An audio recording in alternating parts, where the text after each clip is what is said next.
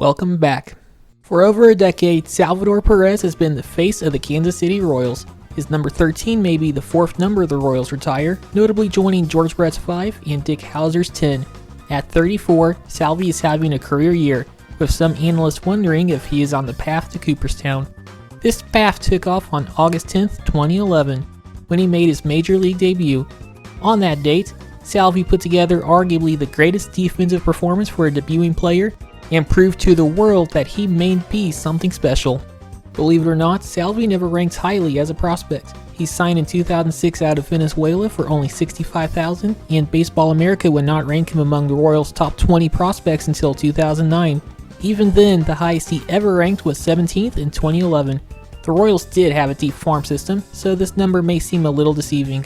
Regardless, he was never viewed as the can't-miss prospect that the national media declared fellow hitters Eric Hosmer, Mike Moustakas, and Will Myers to be. Baseball Prospectus considered him to be a sleeper in terms of his prospect status. He was one of the top catching prospects on defense, but there were questions regarding whether his bat would ever develop. Salvy would make his major league debut August 10, 2011 at Tampa Bay, which is earlier than the Royals planned for. Their plan was to promote Salvy when rosters expanded in September, but they genuinely needed a catcher on their roster. Matt Trainer was recovering from a concussion, and Brian Pena was placed on paternity leave. Since the plan was to promote Salvy anyways, the Royals opted to give him his shot a few weeks early. This game may have marked the true beginning of the Royals dynasty, if dynasty is even the right word to use. Salvy was one of 4 rookies in the lineup, joining Hosmer, Moose, and Johnny Giavotella. 2 other players, Alex Gordon and Alcides Escobar, were key fixtures for the Royals during their World Series run, and Billy Butler played a role on the 2014 team. You could even see key pieces of those future teams on the Rays. Wade Davis started the game for Tampa Bay, Ben Zobrist had a couple hits including a double and an RBI, and the day before, James Shields pitched a complete game shutout against the Royals. Naturally, since this was Salvy's debut, much of the focus was on him, and rightfully so. He had a very respectable day at the plate. In the 4th inning, he had a sacrifice fly that would score Giavotella his first RBI. He would get his first hit in the 7th inning, a single up the middle. He would later score on a Melky Cabrera sacrifice fly. Both his first hit and first RBI were off Wade Davis, an interesting fun fact for a trivia night. He came close to hitting his first homer in the 9th, but the ball was caught at the warning track. While he had a good day offensively, the highlights were on defense where he put on a clinic. He introduced himself in the 1st inning, nearly picking Matt Joyce off second base. The throw was exactly where it needed to be. Joyce just made it back in time. Casey Kochman would meet a different fate in the 4th inning, as Salvy would declare him his first victim, cleanly picking him off first base. If the Rays were not taking Salvy's defense seriously beforehand, they were now. Sam Full would meet the same fate in the 8th inning, this time being picked off third base. In total, Salvy picked off 2 runners and almost picked off a third.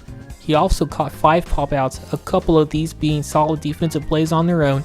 His debut foreshadowed his later defensive success, which would lead to 5 Gold Gloves as of this recording. The box score may only highlight the offense, but Salvy's major league debut was memorable due to his defense. He put the entire league on notice, daring any would-be base runner to try and steal a base off him. This game really set the stage for the future of the Royals, adding yet another young star that would go on to not just contribute to their World Series victory, but be named the most valuable player of the series. A memorable day for Salvador Perez, and a memorable day for the Kansas City Royals. Except for the fact the bullpen blew a 7-3 lead in the 9th inning. You heard that right, the bullpen blew a 7-3 lead. In the top of the 9th, with 2 outs, Melky Cabrera hit a 3-run home run to extend the lead to 7-3 Royals. According to Baseball Reference, this gave the Royals a 98% chance to win the game. I mean, it's a 4-run lead and the Royals happen to have a decent bullpen at the time. Unfortunately for the Royals, Ned Yost was their manager. At first, the Royals had closer Joakim Soria warming up for the 9th, but after the homer, they opted to bring in rookie Aaron Crow instead. At the time of the homer, Crow was not even warming up. Ned made a last-second decision to switch to Crow because the save was no longer in play. Ned Yost and bullpen management, name me a better duo. As for Crow, he was the Royals' lone representative in the All-Star game, and he honestly deserved the honor. He entered the game with a 1.89 ERA, though his prior 2 appearances were a little shaky. Combined, he walked 4 batters over 1 1/3 innings and was credited for the loss in one of those games. At one point, he went over a month without giving up a run, earned or unearned. Still, this seemed like a good chance to right the ship. A 4-run cushion is the perfect spot to let a pitcher work out any issues and hopefully regain some confidence. Though you'd like that pitcher to have a little extra time to properly warm up. The next batter, Billy Butler, struck out on 3 pitches to end the inning. not doing Crow any favors. The inning would start with a fan running on the field, which, as you would guess, caused a delay. Afterwards, the Rays would hit back-to-back singles, with manager Ned Yost finally turning to Soria in what was now a safe situation. While Soria was in the middle of his worst season in the majors, he was looking much better than he did early in the year. He ended May with a 6.55 ERA, but he gave up a run in only 2 of his next 25 appearances, and one of those appearances involved a home run at Coors Field, Charlie Blackmon's first career homer to be exact. So I'm not sure we should penalize Soria for that one. His 1.69 ERA during that span was much closer to the pitcher the Royals expected Soria to be. My point, Soria had no excuses to screw anything up, except for Ned Yost bullpen management, but that's beside the point. The next batter, Evan Longoria, would hit an RBI double, 7-4 Royals. The following batter, Ben Sobers, would ground out but a run scores in the process, 7-5 Royals.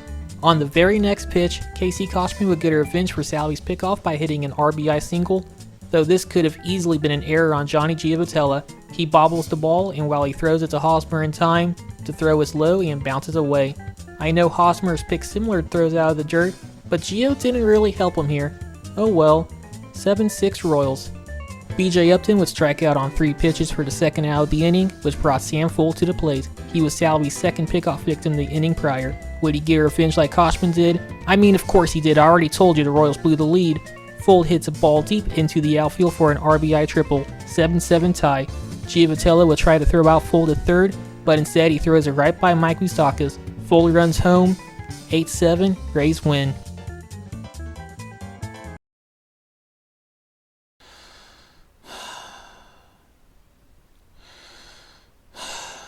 I'm not even mad at Soria and Crow. By the time Melky hit that homer, we were so deep into the inning that we might as well have just kept Soria out there. I'd understand it if the inning went a few batters longer, but it literally ended 3 pitches later. Soria hadn't pitched in 3 days, so it's not like he was being overworked, and even if that was true, why warm him up in the first place? Overmanaging like this is why the Fire Ned Yost crowd was so vocal back in the day. Oh, you think this is bad? You should have seen my Facebook around this time. Some of those hot takes deserve to be deleted off the internet forever. And yes, there were plenty of Fire Ned Yost takes in there. And Johnny Giavotella. I literally just defended you in a prior video. I said the Royals were cruel to give up on you so early, yet you go out and do this. Do you know how this makes me look? That Koshman play should have been an out, then Upton likely still strikes out for the third out because he's BJ Upton and he strikes out a lot. Salvy's Major League debut should not have ended like this. One of the greatest defensive performances in a Major League debut, if not the greatest, and the team had to blow a 7-3 lead. I just need to step away for a moment. Hold on.